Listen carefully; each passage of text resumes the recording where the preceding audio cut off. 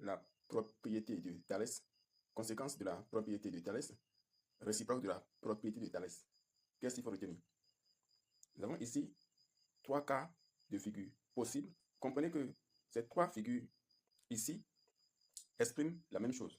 D'abord, vous verrez que cette condition ici, imposée ici, est vérifiée aussi pour la figure, le premier cas, le deuxième cas et aussi le troisième cas. Quand vous voyez ici le premier cas, c'est tout comme si on a un grand triangle, le triangle ABC, dans lequel se trouve encore un autre triangle, un petit triangle AMN. D'accord? Et ces deux triangles, d'accord, ont le même sommet principal qui est A. D'accord? MN est parallèle à BC. C'est la condition qu'on doit vérifier. Premier cas. Le deuxième cas, c'est la même figure. C'est tout comme si, ici, pour le deuxième cas, c'est tout comme si le triangle, d'accord, AMN, d'accord, a été déplié comme ça pour former cette figure. Vous voyez? Et donc, le sommet qui partagent en commun, c'est ça qu'il est donné ici. Et le triangle AMN qui se trouvait à l'intérieur se trouve maintenant désormais de l'autre côté. Et quand vous voyez bien, c'est la même chose. D'accord? Ici, le troisième cas, c'est pareil. Au lieu de décaler, de replier, d'accord, le triangle qui est à l'intérieur, on a carrément décalé ce côté-là.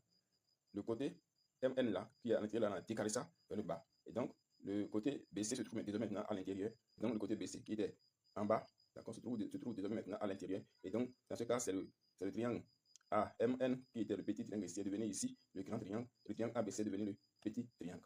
Si vous prenez le rapport AM, c'est-à-dire le petit triangle sur le grand triangle, il faut prendre toujours encore le même côté, c'est-à-dire le même rapport, le petit triangle AN sur le grand triangle AC. Donc ici, on a pris le petit triangle, le rapport de côté du petit triangle AM sur le grand triangle AB, d'accord, doit être égal à AN, d'accord, sur AN qui est le côté du petit triangle, loin des côtés du petit triangle, d'accord, sur AC.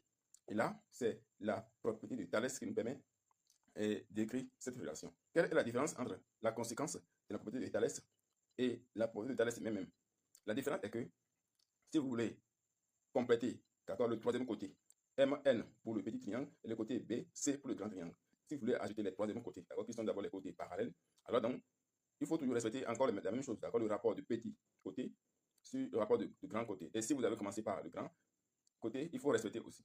Et donc, si vous ajoutez le rapport des droites parallèles, c'est en ce moment-là, on parle de la conséquence de la propriété de Thalès. D'accord? Alors, la réciproque de la propriété de Thalès nous permet justement de démontrer que les droites MN et BC sont parallèles.